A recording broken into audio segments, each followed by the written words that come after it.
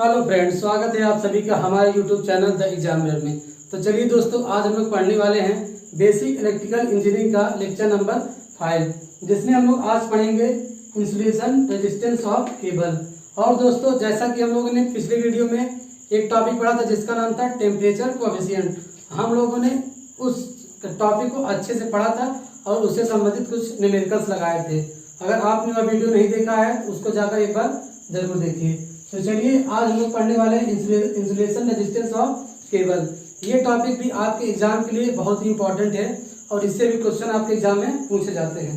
तो चलिए, सबसे पहले हम लोग बात करते हैं कि इंसुलेशन आखिर में होता क्या है और उसका प्रयोग क्यों किया जाता है। तो अगर हम लोग बात करते हैं, इंसुलेशन एक प्रकार का क्या है, विद्युत रोधी पदार्थ होता है। अर्थात एक प्रकार क्या होता है, इंसुलेटिंग मटेरियल्स होता है। अर्थात वह पदार्थ जो धारा के प्रवाह में अवरोध उत्पन्न करते हैं। अर्थात उसमें धारा क्या होती है, आसानी से प्रवाहित नहीं हो पाती है। अगर हम लोग फॉर एग्जांपल की बात करते हैं तो जैसे आपका क्या हो गया, पेपर हो गया, ठीक, पेपर हो गया, रबड़ हो गया, प्लास्टिक्स हो गए, ये सब क्या है आपके इंसुलेटिंग मटेरियल्स हैं। ठीक, तो आइए थोड़ा हम लोग देखते हैं विस्तार में थोड़ा एक पावर केबल का या एक हम लोग कह सकते हैं अंडरग्राउंड केबल में क्या क्या इंसुलेशन होता है। उसके बाद हम लोग देखेंगे कि कैसे कैसे इंसुलेशन रेजिस्टेंस को हम लोग उसके संबंधित फार्मूले को डेराइव करेंगे और हम लोग उससे संबंधित कुछ आगे पढ़ेंगे। उसके पहले हम लोग देखते हैं क्या क्या इंसुलेशन एक पावर केबल में होता है, फिर हम लोग देखेंगे इसका प्रयोग क्यों किया जाता है।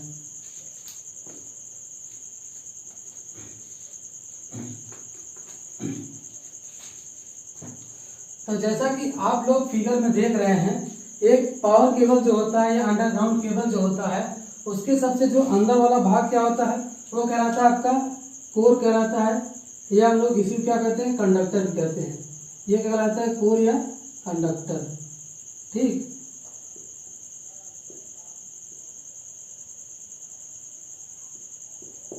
कोर या कंडक्टर, इसकी बात करेंगे तो यह हम लोग जानते हैं कि जो वायर वगैरह होते हैं तो वो किससे बने होते हैं, वो या तो कॉपर के बने होते हैं या तो एल्युमिनियम के बने होते हैं। बेसिकली इन्हीं दो चीज़ों का हम लोग प्रयोग करते हैं। ठीक, हम लोग अपने सुविधा के अनुसार single core cable, 2 core cable, 3 core, multi core, जैसे हम लोग की ज़रूरत होती है वैसे हम लोग केबल का चयन करते हैं। और दूसरा चीज़ हम लोग देखते हैं, इसमें जो केबल या कोर या कंडक्टर का जो क्रॉस सेक्शनल एरिया होता है वो किस पे डिपेंड करता है, करंट पे। अर्थात कितनी करंट उसमें फ्लो कर रही है। ये पॉइंट इंपॉर्टेंट है, एग्जाम में पूछा जाता है। ठीक, और इन सब के बारे में हम लोग और डिटेल में पावर सिस्टम में पढ़ेंगे। यहाँ पे मैं आपको एक ओवरव्यू दे रहा हूँ, जैसे आप लोग समझ जाएं कि क्या क्या इंसुलेशन होता है। इसलिए ये चैप्टर बेसिक इलेक्ट्रिकल इंजीनियरिंग में भी है और पावर सिस्टम में भी है। तो हम लोग दूसरा क्या देख रहे हैं, जो दूसरा आपका क्या है, वो क्या है, इंसुलेशन है।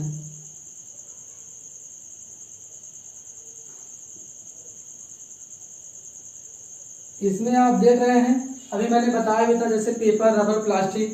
तो इसमें हम लोग देखते हैं जो जैसे आपका क्या एग्जाम्पल था, पहला पेपर जैसे हो गया था। ठीक, पेपर हो गया, रबर हो गया, और जो मोस्टली यूज होता है जैसे आपका पीवीसी हो गया। ठीक, इसी को हम लोग पॉली विनाइल क्लोराइड के नाम से भी जानते हैं। इसको थोड़ा लिख लेते हैं, इसलिए इससे संबंधित जो फुल फॉर्म्स हैं वो आपके एग्जाम में पूछे जाते हैं। Poly vinyl chloride. ठीक,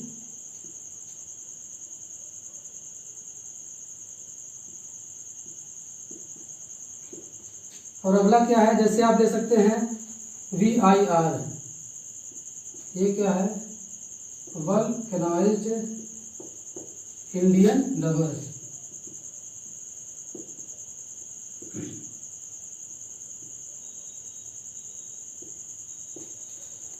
और ये आपका क्या है, XLPE, इसका क्या होगा, क्रॉस लिंक्ड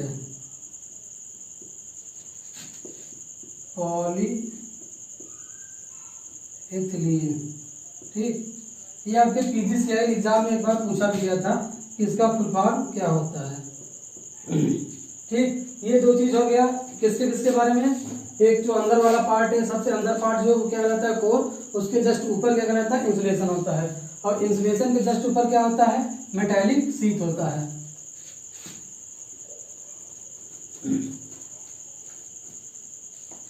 तो अगला टॉपिक क्या है, मेटालिक शीट।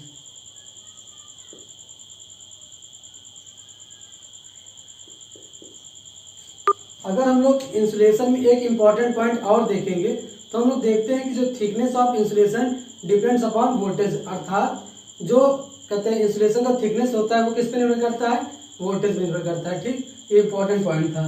तो चलिए हम लोग बात करते हैं किसकी, मेटालिक शीट। तो हम लोग इंसुलेशन के जस्ट ऊपर वाली जो लेयर देख रहे हैं वो क्या है, मेटालिक शीट है। ये आपका बेसिकली लेड या एल्युमिनियम से बना होता है। ठीक, इसका काम क्या होता है, ये इंसुलेशन को नमी से बचाता है, अर्थात उसमें नमी ना पहुंचने पाए, जाने ना पाए, उससे मेटालिक शीट उसे करता है प्रोटेक्शन करता है। ठीक, ये हो गया मेटालिक शीट। अब इसी के जस्ट ऊपर जो लेयर आप लोग देख रहे हैं वो क्या है, बेंडिंग है। ठीक,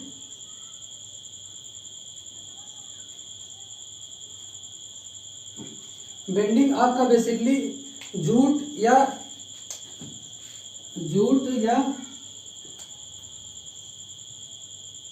सैंड टेप से बना होता है।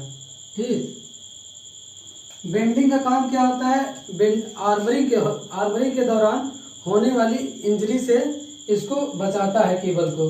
अर्थात हम ये कह सकते हैं, अगर आप लोग फिगर देख रहे हैं कि मेटालिक शीट के ऊपर बेंडिंग है और बेंडिंग के जस्ट ऊपर क्या है, आर्मरिंग है।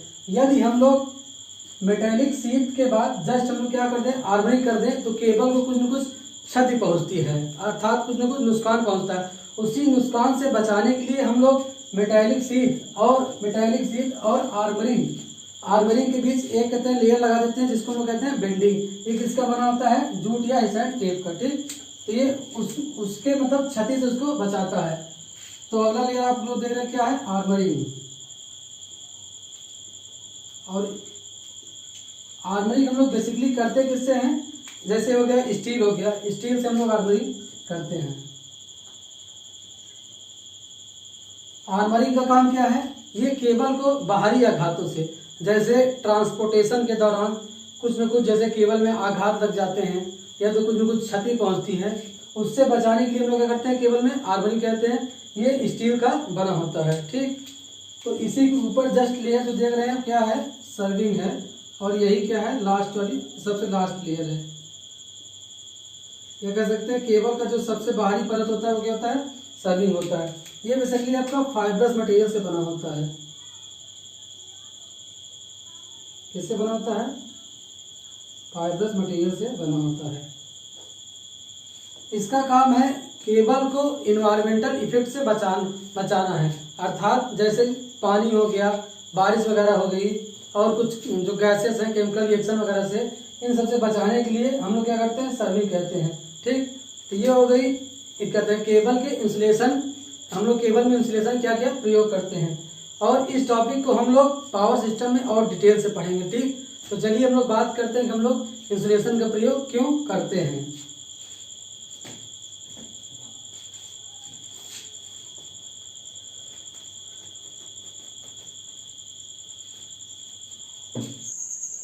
तो अगर हम लोग देखेंगे कि इंसुलेशन का हम लोग प्रयोग क्यों करते हैं, तो इसमें अगर हम लोग देखते हैं कि मान लीजिए ये क्या है आपका एक केबल है। ठीक,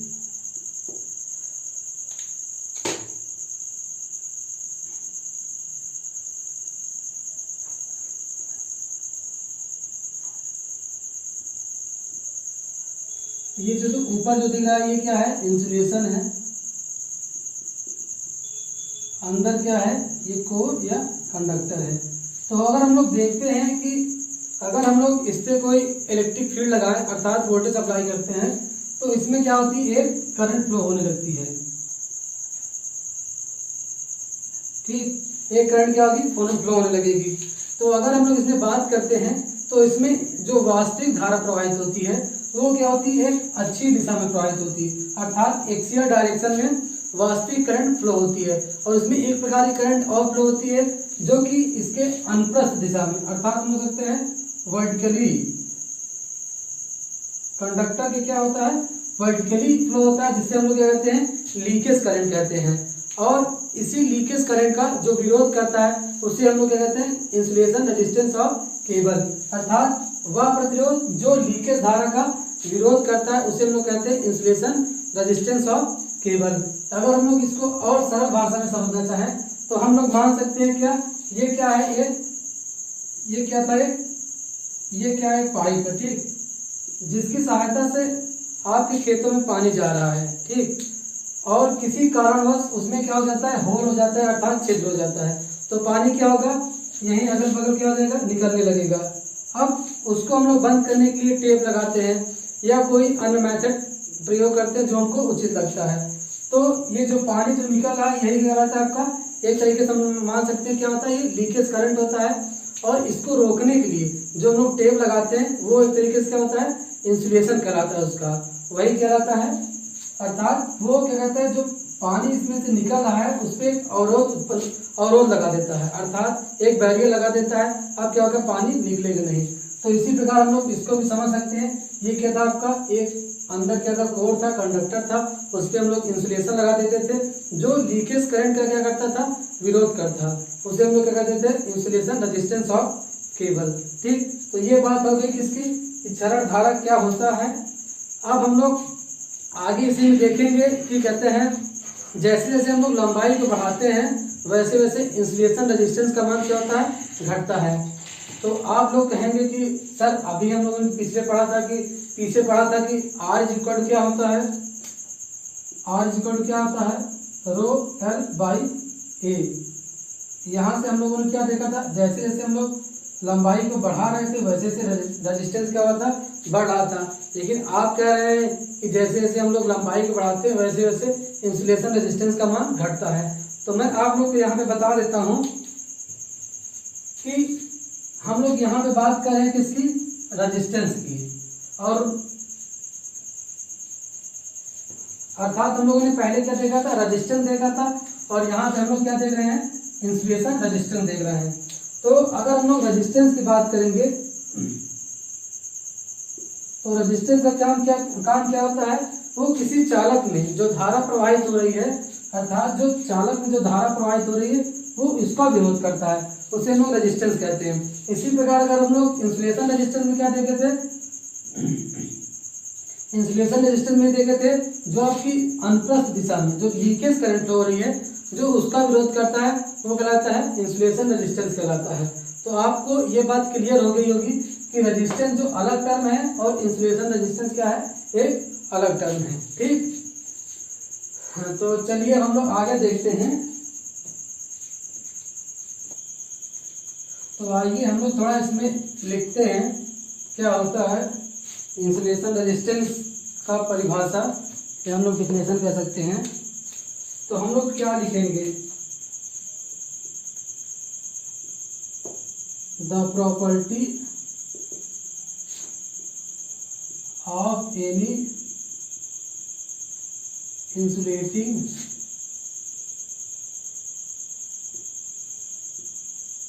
material by virtue of which it opposes, अर्थात विरोध, it opposes to flow of surface leakage current is called insulation resistance of cable, insulation resistance of cable, ठीक। तो अगर हम इसको समझना चाहेंगे, अर्थात किसी भी इंसुलेटिंग मटेरियल का वह गुण जिसके कारण वह सतह पे बहने वाली लीकेज करंट का क्या करता है, विरोध करता है, उसे हम लोग इंसुलेशन रेजिस्टेंस ऑफ केबल कहते हैं। इंग्लिश में मैंने इसलिए लिखवाया है कि जैसे इंग्लिश वाले बच्चे भी इसको देख सके, वो भी समझ सके, और हिंदी में मैं चीज़ें हर एक चीज़ें एक्सप्लेन करता ही हूँ। ठीक, तो आप लोग इसको नोट कर लीजिएगा। ठीक, ये चीज़ हो गया इंसुलेशन रेजिस्टेंस ऑफ केबल। अब चलिए हम लोग देखते हैं कि कैसे कि इंसुलेशन रेजिस्टेंस का मान लंबाई बढ़ाने पे घटता है। ठीक,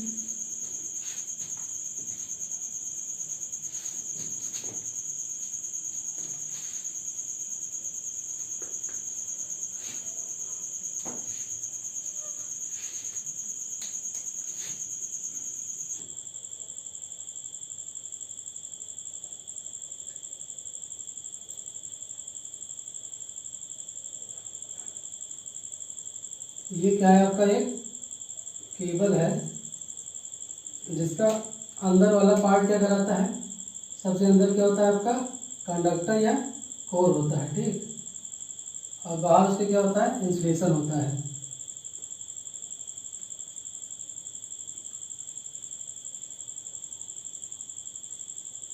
ऊपर क्या है इसका इंसुलेशन है और अंदर क्या है कंडक्टर है, और इसकी लंबाई हम लोग क्या मानते हैं यल मानते हैं। ठीक, अब यहीं पे हम लोग इसका क्रॉस सेक्शनल व्यू बनाएंगे, अर्थात हम लोग कह सकते हैं कि ये क्या है आपका एक केबल है, तो इसका जो ये वाला व्यू है ये हम लोग चल रहे बनाने हैं।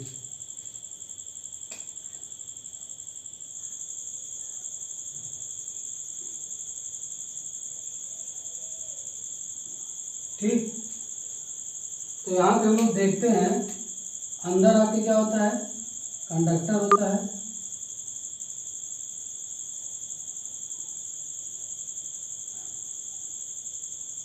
ठीक, ये क्या हो गया आपका कंडक्टर हो गया, जिसकी त्रिज्या क्या है स्मॉल आर माने हैं हम लोग। इसकी त्रिज्या क्या है, जो कंडक्टर है उसकी त्रिज्या क्या है स्मॉल आर है, और जो मेटेलिक शीट की जो त्रिज्या है हम लोग मानते हैं क्या है कैपिटल आर है। जब हम लोग इंसुलेशन लेते हैं हम लोग कहाँ तक लेते हैं मेटेलिक शीट तक लेते हैं। ठीक, यहाँ पे हम लोग एक काल्पनिक बेलन मानेंगे जिसकी मोटाई क्या होगी dx होगी और उसकी त्रिज्या क्या होगी x होगी। तो चलिए हम लोग इसको देखते हैं बनाते हैं। तो ये मान लीजिए आपका क्या है काल्पनिक क्या है बेलन है, और जिसकी त्रिज्या क्या है x है और मोटाई क्या है dx है।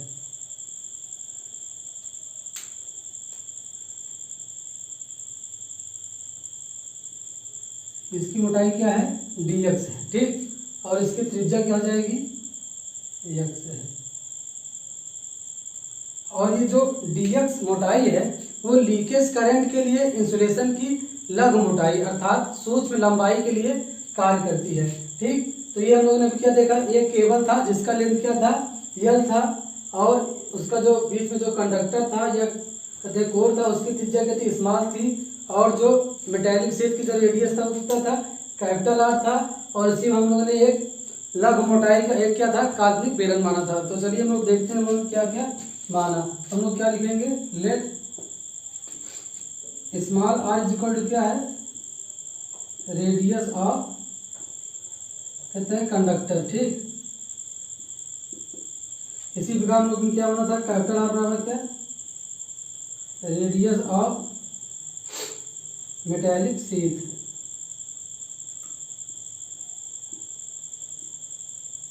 और हम लोगों ने यह क्या होना था लेंथ ऑफ केबल,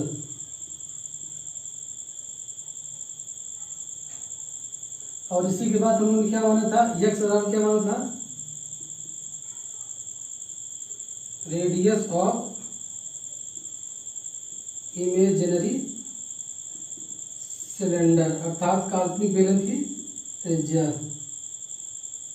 और dx क्या थी थिकनेस ऑफ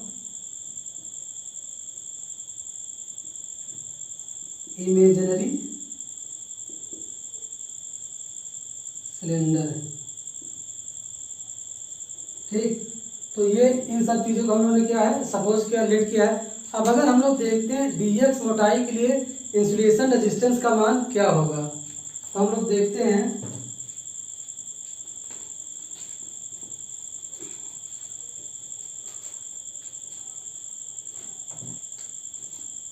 तो हम लोग लिखेंगे क्या, insulation resistance of dx thickness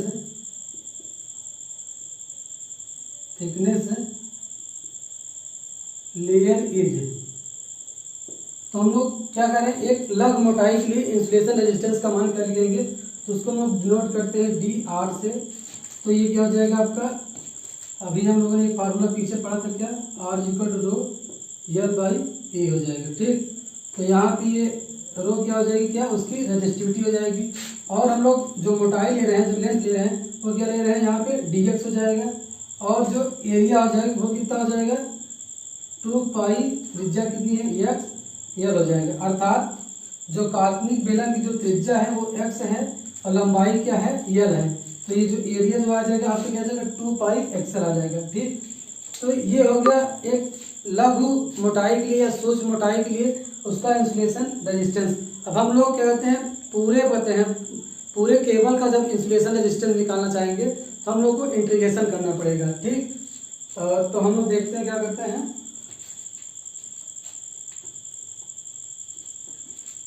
तो हम लोग क्या देखते हैं, therefore total insulation resistance of cable. ठीक, तो हम लोग अभी क्या देखा, डी आर बराबर क्या था, रो डी एक्स अपॉन 2 पाई एक्सएल। ठीक, तो हम लोग क्या करेंगे, इंटीग्रेशन करेंगे।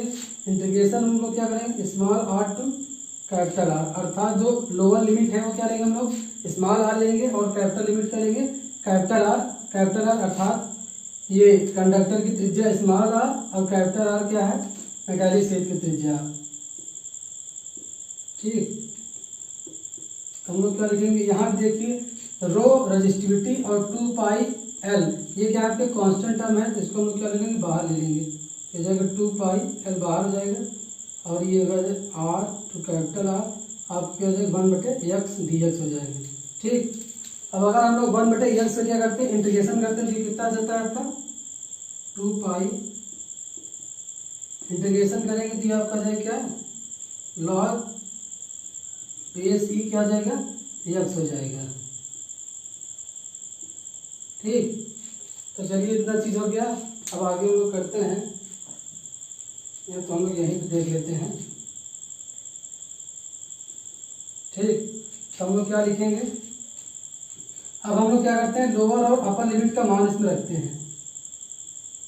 2 पाई एल, ये हो जाएगा आपका लॉग बेस ई, ये आर यहाँ पे आ जाएगा एक बार, फिर हो जाएगा log base e small r. ठीक, और इसको हम लोग क्या लिख सकते हैं, 2 पाई एल, ये क्या हो जाएगा आपका लॉग बेस ई r/r। ठीक, तो चलिए इसी में हम लोग अगर, तो ये एक आपका आ गया क्या, हम लोग क्या लिख सकते हैं, r बराबर क्या हो जाएगा, रो 2 पाई एल लॉग बेस ई r/r। ठीक, ये आपका फार्मूला ये आ गया। और यहीं पे हम लोग एक चीज और देखते हैं, क्या जो लॉग बेस ई का मान कितना होता है, 2.303 लॉग बेस 10 होता है। ठीक, तो यहाँ से अगर हम लोग लॉग इसके जगह अगर मान रखते हैं तो हम लोग क्या लिख सकते हैं, ये हो जाएगा रो 2.3033, और ये आपका क्या आ जाएगा 2 पाई एल हो जाएगा, और यहाँ पे क्या आ जाएगा लॉग बेस 10 r/r आ जाएगा। ठीक, दूसरा फार्मूला आपका ये है, मतलब दोनों एक ही चीज है, या तो हम लोग उसको ये लिख सकते हैं या तो इसको ये लिख सकते हैं। ठीक, तो यहाँ पे हम लोग क्या दे रहे हैं, जैसे जैसे हम लोग लंबाई को बढ़ा रहे हैं वैसे वैसे क्या इंसुलेशन रेजिस्टेंस का मान घट रहा है। ठीक, तो हम लोग यहाँ पे लिखेंगे, तो इसको मैं मिटा देता हूँ।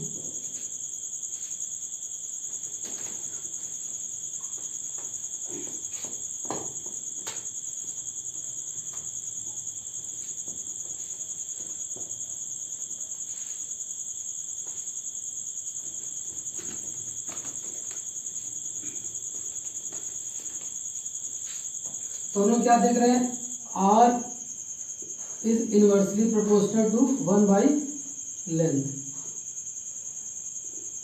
अर्थात इसी को हम लोग नोट पॉइंट लिखेंगे, on increasing the length of cable the value of insulation resistance decreases। अर्थात जैसे हम लोग लंबाई बढ़ाएंगे वैसे वैसे इंसुलेशन रेजिस्टेंस का जो मान है वो क्या होगा, डिक्रीज होगा। अब चलिए इसी संबंधित हम लोग एक न्यूमेरिकल लगाते हैं। A 10 kilometre long cable has insulation resistance 60 mega ohm. If we increase the length of cable 40 kilometre, then find the insulation resistance of cable। तो हम लोग यहाँ पे देख रहे हैं क्या है, एक आपका क्या है, केबल है जिसकी लंबाई क्या है 10 किलोमीटर है और उसका जो इंसुलेशन रेजिस्टेंस कितना है 60 मेगा ओम है। अब क्या है, अगर हम लोग लंबाई क्या करते हैं, बढ़ा देते हैं, क्या कर देते हैं 40 किलोमीटर कर देते हैं, तब उसका रेजिस्टेंस कितना होगा। तो अगर हम लोग यहाँ पे देखते हैं कि अभी हम लोगों ने पढ़ा था कि R is directly proportional to L हो जाएगा। अगर ये R1 है, ये L1 है, तो इसी प्रकार हम लोग R2 देखते हैं क्या हो जाएगा 1/L2। तो हम लोग यहाँ से लिख सकते हैं R1/R2 is equal to L2/L1। ठीक, तो अगर हम लोग R1 देख रहे हैं वो कितना दिया है, R1 कितना दिया है 60 मेगा ओम दिया है। ठीक, R2 हम लोग को निकालना है, R2 नहीं दिया, ये क्या है आपका R2 है, ये क्या हो जाएगा आपका R1 हो जाएगा, ये हो जाएगा आपका L1 हो जाएगा, ये क्या हो जाएगा आपका L2 हो जाएगा। तो L2 कितना दिया आपको 40 दिया है और L1 कितना दिया है 10 किलोमीटर दिया है। तो इसको हम लोग काट देते हैं। ठीक, यहाँ से R2 बराबर क्या हो जाएगा 60/4 हो जाएगा, ये आपका आ जाएगा 15 मेगा ओम। ठीक, तो आपका ऑप्शन नंबर क्या है, जो सी है वो क्या हो जाएगा, राइट होगा। अब यहाँ से हम लोग देख रहे हैं कि जैसे जैसे लंबाई बढ़ रही है वैसे वैसे इंसुलेशन रेजिस्टेंस का मान क्या हो रहा है, डिक्रीज हो गया है।